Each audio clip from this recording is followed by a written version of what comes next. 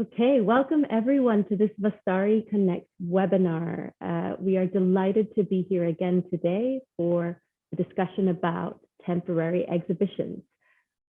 Do we need them more than ever, or are they under threat? I'm delighted to have three people with very different experiences and areas of expertise on the call today who will be leading the discussion, and we hope to cover different topics from the type of subject matter of temporary exhibitions, the finances behind them, and of course, the big issue of climate change and the impact of temporary exhibitions on the industry. So thank you for joining us today. We will be looking at the results of the poll right after our speakers introduce themselves. So without further ado, Hilary, would you like to please introduce yourself?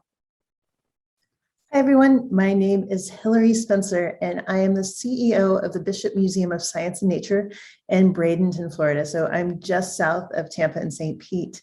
But before I was here, and I've only been here for a couple of months, I worked for Nomad Exhibitions. Tim Pettick is in the room. Great to see you, Tim. But I was part and am part of the traveling exhibitions community. I am the treasurer for the International Committee of Exhibition Exchange, which is part of ICOM. And also I worked for over 11 years at the American Museum of Natural History, managing their traveling exhibitions program. So I have been an exhibition producer, but now as a museum leader, I'm an exhibition consumer. So this is a really interesting conversation to be a part of today. And thanks so much for inviting me.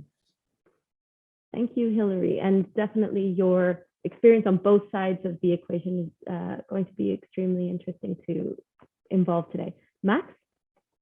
Hi, I'm Max Anderson. I'm president of Souls Grown Deep Foundation and Community Partnership for the last 5 years. And prior to that, I was the museum director for 30 years, including the Whitney Museum of American Art, the Dallas Museum of Art, the Musée des Beaux-Arts in Toronto. And before that, got a PhD in art history at Harvard and was a curator at the Metropolitan Museum of Art for 7 years in the Greek and Roman department. And over the years have organized dozens of exhibitions and hosted exhibitions from other institutions, and very grateful to be part of today's conversation. Thank you, Max. And it's great to also look at it from a curatorial point of view and then also as a museum director. Last but not least, Johanna, would you please introduce yourself? Of course. Thank you, Bernadine. My name is Johanna Rietveld. I'm the founder and co-director of ArtSwitch. I believe some of my team members are here too, our co-director Annika and Charlotte. I have a background in curatorial, in museums and sales and artist liaison in galleries. I founded ArtSwitch in 2019. It was really a solution to a problem I was seeing around me. A lot of museum professionals, art professionals wanting to become more sustainable, also, especially with exhibitions, but not really knowing where to start. And that's how ArtSwitch started, as a community and a knowledge platform where people could share experiences and resources. We had a series of conferences, one of them also on exhibitions, sustainable exhibitions, and are now working on a publication. Thank you so much, Johanna. And it will be brilliant to bring also all of the knowledge from the conferences that ArtSwitch has organized with logistics providers and museum professionals, as well as people from the commercial art market in this discussion. So before we start the panel, let's close the poll and find out, what did people think? Are traveling exhibitions under threat? All right, we've got 74% saying that temporary exhibitions are needed now more than ever, and 26% saying temporary exhibitions are under threat. So we still have a majority saying that we need them.